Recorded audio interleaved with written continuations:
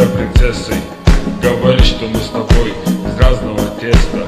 Думаешь, ты не такая, что ты необычная. Кем ты вообще можешь думать, тупица истеричная? У тебя же вместо мозгу, как у Винни-Пуха, опилки, стропилки, о да, это плохо. Раскатай губу, закатай обратно, уничтожь себя, сделай всем приятно.